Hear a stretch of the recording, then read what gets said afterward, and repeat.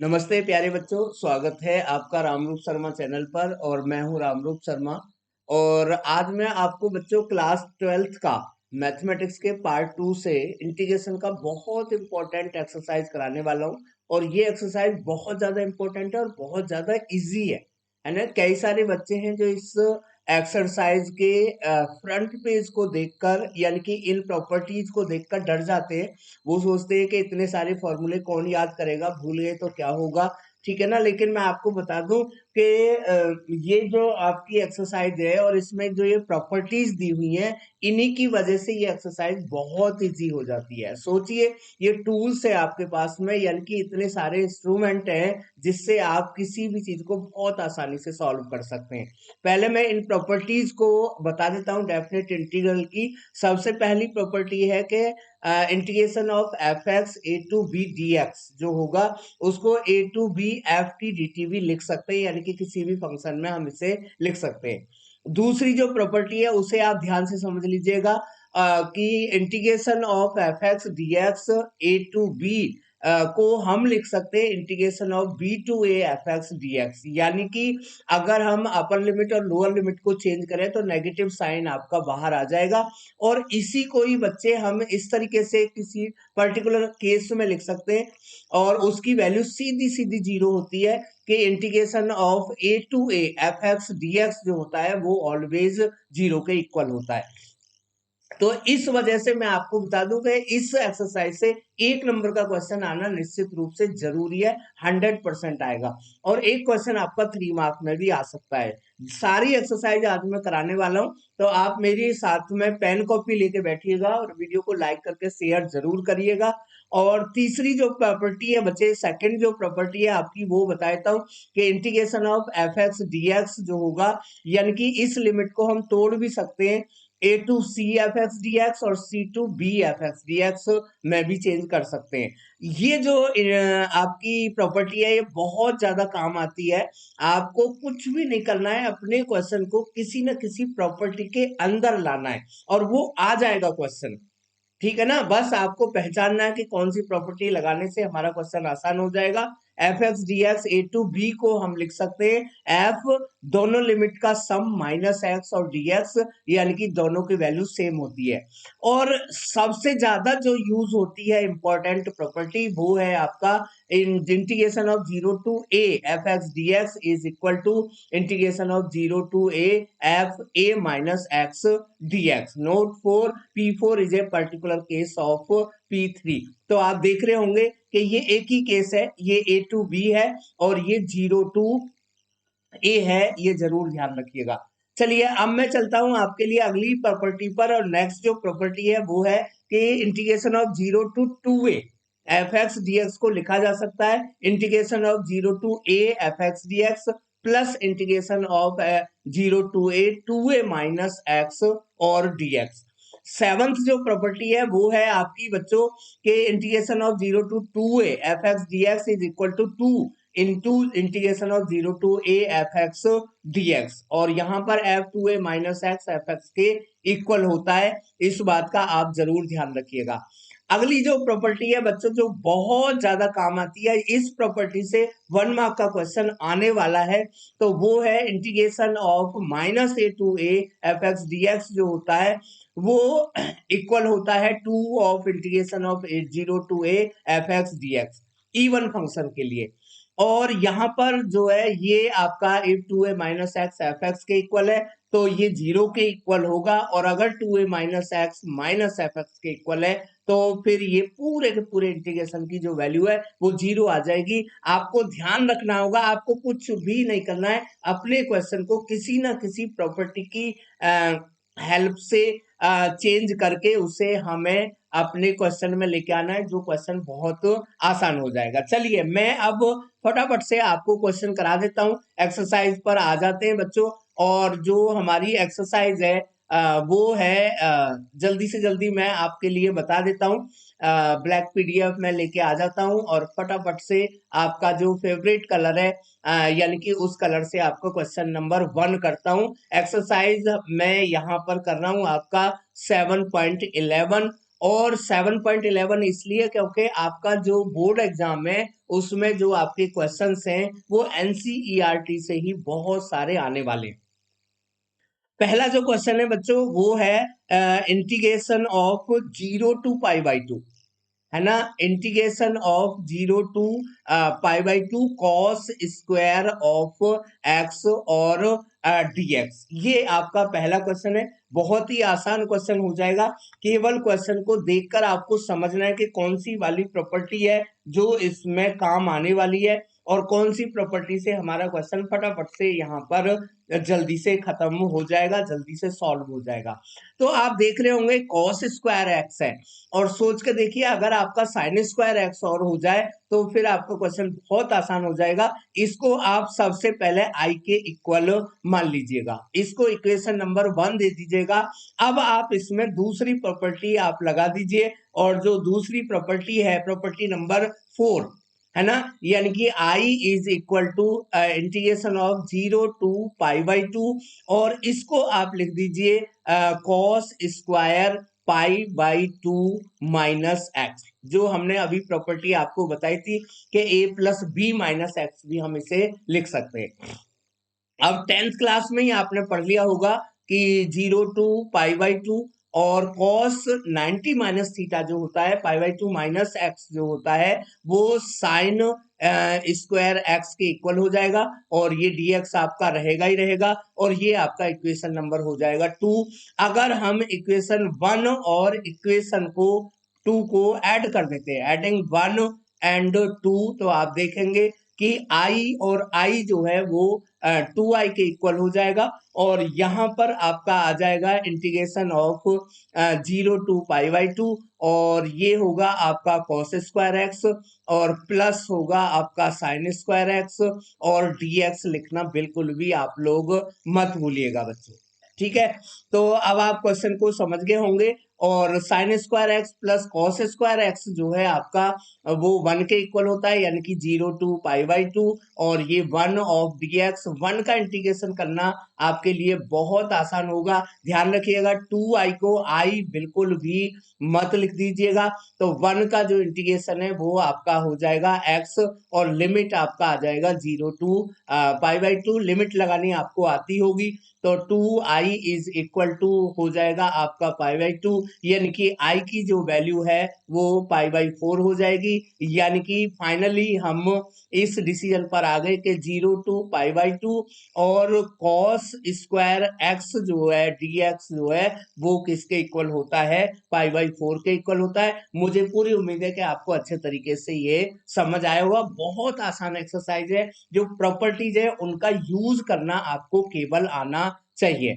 इससे नेक्स्ट जो क्वेश्चन है वो भी बिल्कुल इसी तरीके का है, उस क्वेश्चन को भी मैं आपको करके दिखा देता हूं। यहाँ पर कलर आपका दूसरा चेंज कर लेते हैं, यहाँ पर फेवरेट कलर, और जो दूसरा क्वेश्चन है ये बहुत बारी आ चुका है बच्चों, और ये भी सिंपल क्वेश्चन ही है, और क्वेश्चन है 0 to π/2 और under root of sine x upon under root of sine x plus under root of cos x dx।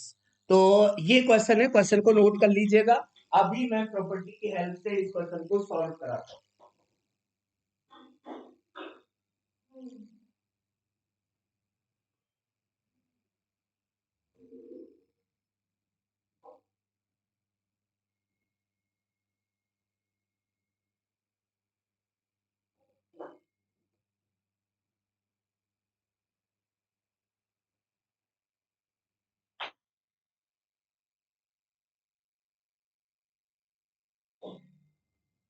तो चलिए क्वेश्चन नंबर 2 भी आपको दिखाई दे रहा होगा, बहुत ही सिंपल में ही लग रहा होगा, है ना। Sine x under root sine x यहाँ पर लिखा हुआ है, तो इसी को हम आई की का नाम देते इक्वल टू 1, और इक्वेशन नंबर 1 का नाम भी हम यहाँ पर देते हैं। फिर हम बच्चों वही प्रॉपर्टी लगा देते हैं कि I is equal to 0 to π/2, और ये आपका हो जाता है यहाँ पर under root of sign a+b-x, यानी कि आप समझ रहे होंगे सीधा आपका आ जाएगा π/2 माइनस एक्स और upon under root of sine और ये हो जाएगा आपका pi by two minus X plus under root of cos और pi by two minus of X, और dx को आप लिखना बिल्कुल भी मत भूलिएगा। देखिए dx ना लिखने से कुछ गजब नहीं हो जाएगा, पर आधा मार्क्स टीचर काटने के लिए, इवेल्युएटर काटने के लिए बिल्कुल तैयार हो जाएगा, क्योंकि फॉर्मेट भी देखना उसके लिए बहुत जरूरी है। तो अब आप देख रहे होंगे साइन 90 माइनस थीटा जो है वो आपका हो जाएगा under root of cos x, और यहाँ पर भी आपका हो जाएगा under root of cos x plus under root of sine x, और dx हो जाएगा, इक्वेशन नंबर हो जाएगी 2।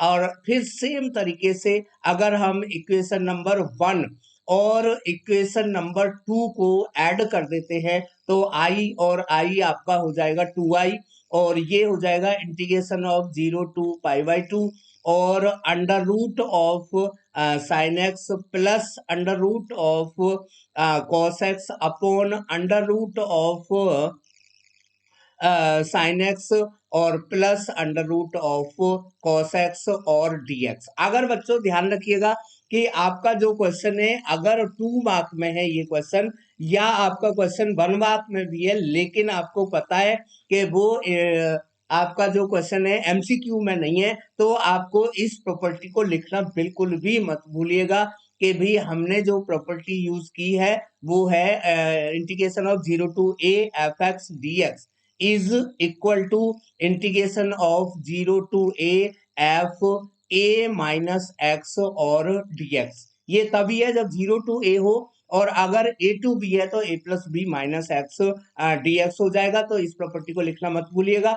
चलिए हम यहाँ पर आ जाते हैं, तो आप देख रहे होंगे ये कट जाएगा, यानी कि 2i जो होगा वो आपका integration of 0 to pi by two, और ये 1 dx के इक्वल हो जाएगा, यानी कि 2i जो होगा वो आपका x, और 0 to pi by two limit आपकी यहाँ पर लग जाएंगी, यानी कि i की वैल्यू फिर दोबारा से पाई बाई 4 हो जाएगा। तो ये आप समझ रहे होंगे ये क्वेश्चन आपके लिए बहुत ही आसान हो गया है ना। अब इस क्वेश्चन को आप ध्यान से देख लीजिए, अगर आपको कोई डाउट है तो उसे जरूर पूछ लीजिएगा। इसके बाद में मैं आपको आ जाता हूँ क्वेश्चन नंबर 3 की तरफ, और वो क्वेश्चन भी आपका बिल्कुल इसी तरीके का है, और उस क्वेश्चन को भी हम इसी तरीके से कर सकते हैं। अब मैं क्वेश्चंस को आपके लिए थोड़ा सा शॉर्ट करूंगा, क्योंकि अब आपकी अंडरस्टैंडिंग बढ़ गई होगी। अब आपको फील भी हो रहा होगा कि अगर हम क्वेश्चन को देखकर ये पहचान लें कि ये क्वेश्चन किस प्रॉपर्टी के अंदर चला जाएगा, कौन सी प्रॉपर्टी आपकी लग जाएगी। लेकिन जो चीज जितनी अच्छी होती है उतनी ही बुरी भी होती है। अगर आपने प्रॉपर्टी को चेंज कर दिया, कोई दूसरी वाली को अपनी वाली समझ लिया, तो फिर आपका ये पूरा का पूरा आंसर गलत हो जाएगा। चलिए मैं करता हूं आपका क्वेश्चन नंबर 3, एनसीईआरटी की बुक का ही है। हमने आई इसको मान लिया है। सबसे पहले कलर हम चेंज कर देते हैं, आपको अगर कलर पसंद नहीं आ रहा है तो व्हाइट कलर में क्वेश्चन को ले लेते हैं। तो क्वेश्चन है i is equal to 0 to pi by two, और sine raise to the power 3 by two X upon sine raise to the power 3 by two X plus cos raise to the power 3 by two X और dx। ठीक है, देखिए ये 3 by to केवल आपको डराने के लिए और कुछ भी नहीं है, अभी आप देखेंगे। तो अब मैं थोड़ा सा शॉर्ट करता हूं, इसको इक्वेशन नंबर 1 मान लेता हूं। इसका मतलब ये हुआ कि दूसरा, अगर इसी क्वेश्चन को मैं लिखूं कि 0 टू पाई बाई टू और साइन और 90 यानी कि पाई बाई टू माइनस एक्स, और इसकी कुछ भी पावर है उससे हमें कोई फर्क नहीं पड़ता है, इस बात का जरूर ध्यान रखिएगा। होल पावर है ये, तो होल पावर है तो इसके क्वेश्चन पर कोई फर्क नहीं पड़ेगा। अब आप ये मत, कभी कभी बच्चे जो है ना एक्स्ट्रा थिंकिंग करने लगते हैं, वो सोचते हैं 3 बाई टू का हम क्या करेंगे, क्वेश्चन को छोड़ देते हैं। तो 3 बाई टू का आपको कुछ करना ही नहीं है यार, पूरा का पूरा कट जाएगा। आप थोड़ा सा आगे जरूर बढ़िए, और ध्यान रखिएगा सीबीएसई बोर्ड हो या कोई भी बोर्ड हो, अगर आपके क्वेश्चन का आंसर सब्जेक्टिव है तो वो जो क्वेश्चन है उसमें स्टेप मार्किंग होती है। कोशिश करिएगा बच्चों मैथमेटिक्स में स्टार्टिंग की पहली 4 लाइन अगर आपकी सही है तो आप पूरे क्वेश्चन के जितने मार्क्स का क्वेश्चन है उसके आधे नंबर निश्चित रूप से ले जाएंगे। मैं आपको यकीनन बता रहा हूँ, बहुत पर्सनली बात बता रहा हूँ। प्रैक्टिकली बात बता रहा हूँ, रियल बात बता रहा हूँ कि टीचर जब आपकी कॉपी चेक करता है तो वो नंबर देने के लिए बैठा होता है। अब आप सोच रहे हैं फिर जीरो क्यों आते हैं, हमारे नंबर कम क्यों आते हैं? क्योंकि आप अपनी गलतियों को दिखाते हैं। ध्यान रखें कि गलतियों को दिखाना नहीं है। और कभी कभी आपको क्वेश्चन मैथमेटिक्स का ऐसा आएगा जो आपको थोड़ा सा डाउट में डालेगा, यानी कि वो छलावा टाइप का क्वेश्चन होता है, आपको लगेगा ये तो वो वाला है, ये तो 3/2 बहुत गजब हो जाएगा। ऐसा कुछ भी नहीं होता है। अगर सब्जेक्टिव एमसीक्यू क्वेश्चन में तो आपके आंसर पर ही मार्क्स मिलेंगे, लेकिन सब्जेक्टिव क्वेश्चन में आपके स्टेप के मार्क्स मिलेंगे, तो मैं स्टेप के मार्क्स भी यहाँ पर दिखा दूंगा। तो कहने का मतलब है ये हो जाएगा आपका 0 to π/2, और ये आपका हो जाएगा cos raise to the power 3x upon, और ये हो जाएगा cos raise to the power 3/2 of x, और ये हो जाएगा आपका sin raise to the power 3/2 of x। dx को लिखना बिल्कुल भी मत भूलिएगा, फॉर्मेट खराब नहीं होना चाहिए। इक्वेशन 1 और इक्वेशन 2 को अगर हम ऐड करेंगे तो फिर वही 2i is equal to integration of 0 to π/2 और sin raise 3/2 into X plus cos raise to the power 3/2 of X upon sine raise to the power 3/2 of X और cos raise to the power 3/2 of X. बच्चों अगर आप ये ध्यान रखेंगे कि हमसे गलती कहाँ होती है, एक्चुअली एग्जाम में हमारा जो माइंड है बहुत तेज काम करता है। आप लोगों को कहा जाता होगा कि स्लो काम करता है, एक्चुअली कभी कभी ज्यादा तेज काम करता है। हम 3/2 को देख के डर जाते हैं, हम सोचते हैं साइन स्क्वायर कॉस स्क्वायर की प्रॉपर्टी पता है, 3/2 की नहीं पता। तो आप उस बात की बिल्कुल चिंता मत करिए, आप इसे काट के तो देखो। तो ये जो क्वेश्चन है आपका बहुत ही शानदार क्वेश्चन बन जाएगा, इजी क्वेश्चन बन जाएगा। तो ये 1 dx आपका यहाँ पर आ जाएगा, लिमिट को भूलिएगा मत। और फिर आप समझ रहे होंगे हर एक बारी जो आंसर है वो π/4 क्यों आ रहा है, तो क्यों आ रहा है वो क्वेश्चन आपके सामने। ठीक है, समझ गए होंगे। एक क्वेश्चन इसी सीरीज में और भी करा देता हूं, तो इनमें से ही हो सकता है कि आपका एक क्वेश्चन आ जाए, तो साथ ही साथ एक क्वेश्चन आपको और भी करा देता हूं, जो आपकी एनसीईआरटी की बुक का क्वेश्चन नंबर 4 है। अगर बच्चे कोई भी डाउट है तो कमेंट सेक्शन में आप पूछ सकते हैं। अगली एक्सरसाइज कौन सी आप पूरी कराना चाहते हैं, मेरे साथ में वीडियो देखना चाहते हैं, उसके लिए आप कमेंट सेक्शन में जरूर बताइएगा। हमारा चैनल बिल्कुल फ्री आपको वीडियो देता है। अगर आप चैनल को कुछ कंट्रीब्यूट करना चाहते हैं तो हमने पेटीएम नंबर यहाँ पर दिया हुआ है, जो मेरा व्हाट्सएप नंबर है वही पेटीएम नंबर है। तो आप अपना कुछ सहयोग करना चाहें तो कर भी सकते हैं। चलिए मैं क्वेश्चन नंबर 4 की तरफ चलता हूं, और क्वेश्चन नंबर 4 में आई मैंने मान लिया है 0 to π/2 यहाँ पर हमने कर लिया है। तो cos raise to the power 5x, अब फिर 5x से बिल्कुल भी मत डरिएगा। समझ लीजिएगा ये केवल हमें बुद्धू बनाने के लिए दिखाया गया है, केवल कंफ्यूज करने के लिए दिखाया गया है, हमारी कंसंट्रेशन को चेक करने के लिए है। तो अगर मैं डायरेक्ट लिख दूं तो अब आपको समझ आ जाएगा, प्रॉपर्टी हमने लगा दी है, प्रॉपर्टी को लिख भी सकते हैं अगर क्वेश्चन 2 मार्क में बनता है तो, और अगर 1 मार्क में बनता है तो चलेगा सब। तो ये होगा हमारा π/2 माइनस एक्स। आंसर आपको अब समझ आ गया होगा। तो अगर ये क्वेश्चन एमसीक्यू में है तो डायरेक्टली आप π/4 इसका आंसर लिख सकते हैं, आपको बिल्कुल समझ आ गया होगा। लेकिन अगर ये क्वेश्चन 2 मार्क में, इवन 1 मार्क में भी है, तो आपको 3-4 स्टेप दिखाने जरूरी होंगे। तो यहाँ पर मैं आपको ये मान के चल रहा हूँ कि ये क्वेश्चन 2 मार्क का एटलीस्ट या 3 मार्क का है, तो इस चीज को मान के मैं यहाँ पर चल रहा हूँ। यानी कि आई की जो वैल्यू है वो हो जाएगा इंटीग्रेशन ऑफ 0 to π/2, और ये हो जाएगा sine raise to the power 5x upon, ये होगा आपका cos raise to the power 5x, और ये होगा आपका sine raise to the power 5x। ये इक्वेशन नंबर हमारी 1 थी और ये इक्वेशन नंबर हमारी 2 है। और अगर हम ऐड कर दें इक्वेशन नंबर 1 और इक्वेशन नंबर 2 को, तो सेम आंसर आपका उसी तरीके से आ जाएगा, यानी कि 2i is equal to 0 to π/2, और ये 1 आ जाएगा। मैं डायरेक्टली लिख रहा हूं, है ना, आप एक लाइन बढ़ाना चाहें तो बढ़ा सकते हैं, यानी कि 2i इज इक्वल टू जो होगा वो π/2 होगा, यानी कि i की वैल्यू फिर दोबारा से π/4 आ जाएगी। जल्दी बताएं बच्चों कितना आपको ये समझ आ रहा है या कितना समझ नहीं आ रहा है। अगर समझ आपको आ रहा है तो मैं अगली क्वेश्चन की तरफ चलता हूं, और अगर समझ आपको नहीं आ रहा है तो आप अपने वीडियो को देखकर अपने डाउट को कमेंट सेक्शन में जरूर लिखिएगा।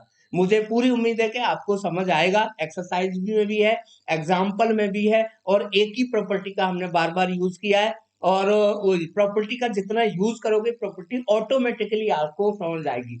बच्चों मैथमेटिक्स में आपको आप सुनते होंगे कि भाई हमें ट्रिक्स सीखनी है, आप सोचते होंगे कि हमें स्मार्टनेस सीखनी है, आप सोचते होंगे कि हमें अपनी स्पीड बढ़ानी है। इन सब का सभी का एक ही तरीका है कि आप ज्यादा से ज्यादा क्वेश्चन करिएगा, आपकी ट्रिक तभी आएंगी, आप में स्मार्टनेस तभी आएगी, आपकी स्पीड तभी बढ़ेगी। और कोई भी दवाई या चूरन ऐसा नहीं होता है जो आपके अंदर स्मार्टनेस आ जाए। स्मार्टनेस के लिए मान लो मैं 50 प्रॉपर्टी भी बता दूं, अगर आप उन्हें यूज नहीं करेंगे, अगर आप उन्हें प्रैक्टिस नहीं करेंगे, तो फिर आपको ये चीज समझ नहीं आएगी।